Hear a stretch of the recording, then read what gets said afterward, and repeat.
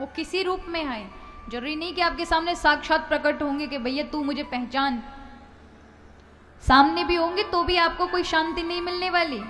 मिल गई थी क्या? भगवान कृष्ण धृतराष्ट्र के सामने भी थे, कर्ण के सामने भी। कौन सा ऐसा व्यक्ति था जिसके सामने भगवान राम और कृष्ण ना हो?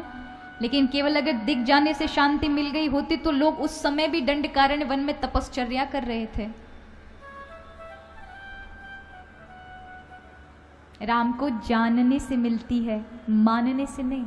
राम जी को भगवान माने लेकिन उनको ना जान पाए, उनके स्वभाव से परिचित ना हो पाए, उनसे प्रेम ही ना कर पाए, तो फिर क्या जानना? वो दृष्टि प्राप्त नहीं होगी कि वो आप प्रभु को जान पाओ।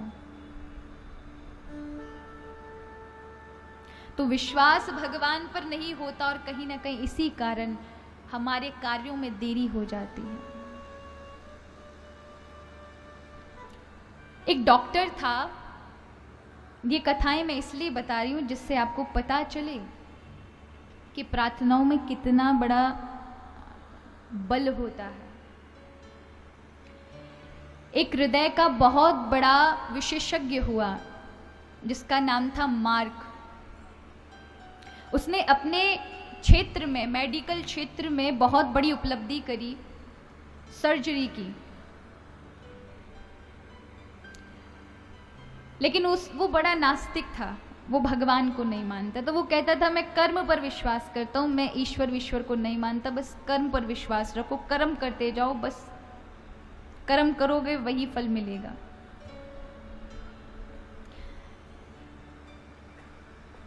और उपलब्धि उसे प्राप्त होती जा रही थी, होती जा रही थी, होती जा रही थी। एक बार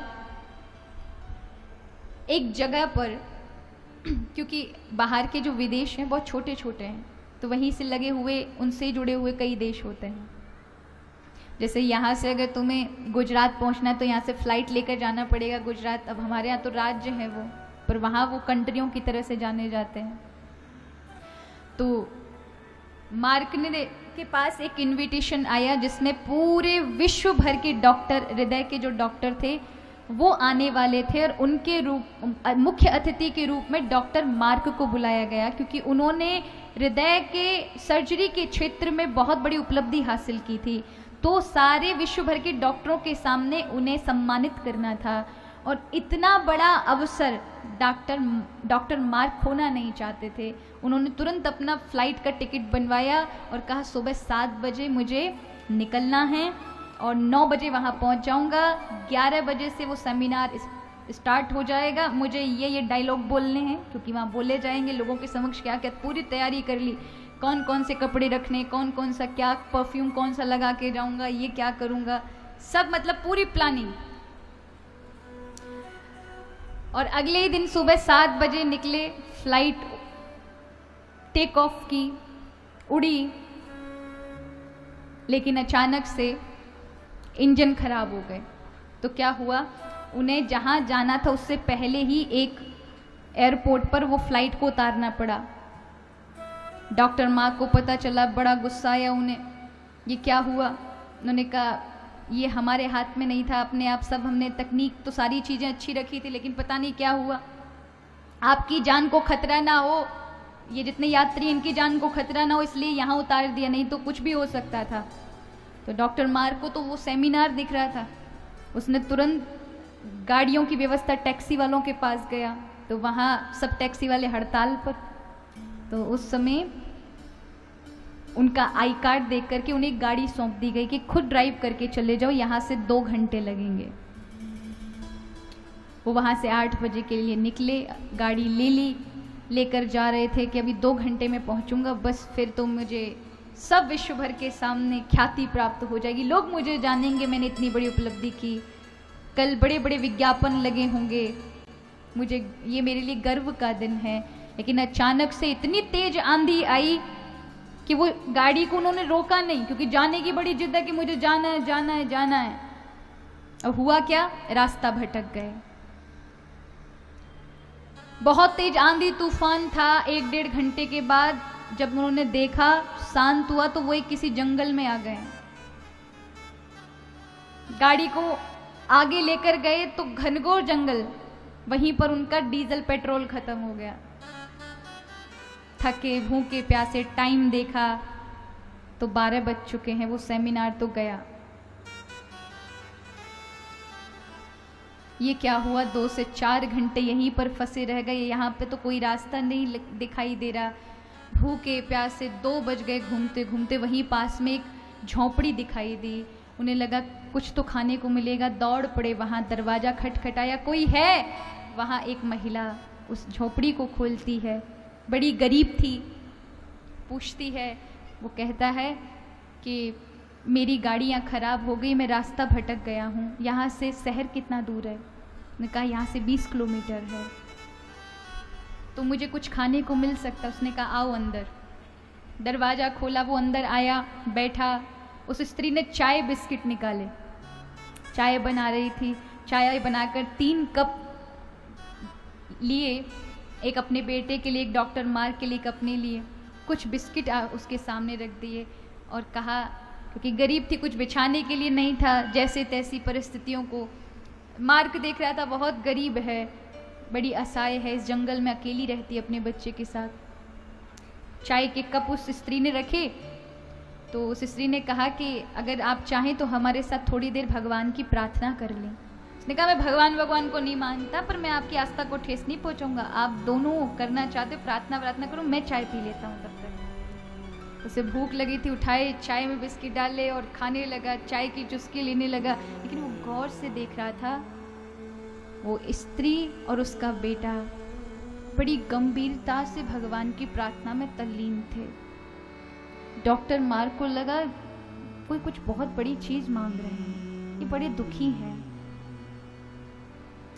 और मैं यहाँ आ गया हूँ, संपन्न भी हूँ। अगर कोई ऐसी ज़रूरत हो तो मैं शायद इनका दुख दूर कर सकूँ। पूछने में क्या जाता है। वो जब प्रार्थना करके उठे तो आज डॉक्टर मार्क ने कहा, देखो मैं भगवान ईश्वर को नहीं मानता, पर मैंने तुम्हें और तुम्हारे बालक को, इस नन्हे से बालक को प्रार्थना करते हुए देखा। तुम उस ईश्वर को मानती हो? उसने कहा हाँ, क्यों नहीं, वो है तभी तो मानते हैं। बोले मैं नहीं मानता, लेकिन मैं तुमसे एक बात पूछना चाहता हूँ, तुम इस प्रार्थना में क्या मांग रही थी? लगता बहुत गंभीर कुछ चीज थी और तुम बहुत दुखी भी हो, इस जंगल में अकेली रहती हो। क्या तुम बता सकती हो तुम क्या मांग रही थी? उस स्त्री ने चाय का कप उठाया, मुस्कुराते हुए चाय की एक चुस्की ली और कहा कि ये जो मेरा बेटा है ना, जब ये छोटा था इसके पिताजी का देहांत हो गया। वो जब से छोड़ कर गए तब से मैं बेमुश्किल अपने घर का पालन पोषण करती हूँ, लेकिन मुझे पता नहीं था मेरे बेटे को दिल की बीमारी है। डॉक्टरों ने कह दिया है 1 से 1.5 साल ही है इसके जीवन के लिए। हमारे पास इतना पैसा भी नहीं मैं इसका इलाज कर सकूं, क्योंकि इसके इलाज का यदि इसको कोई सुरक्षित कर सकता है, बचा सकता है, तो इस समय डॉक्टर मार्क है जो कि अलग देश में रहते हैं, वहाँ तक जाने के लिए पैसा नहीं। उनके पास मैं अपने बेटे का इलाज कैसे कराऊंगी वो भी पता नहीं है। लेकिन हमें ईश्वर से बड़ी आशाएं हैं।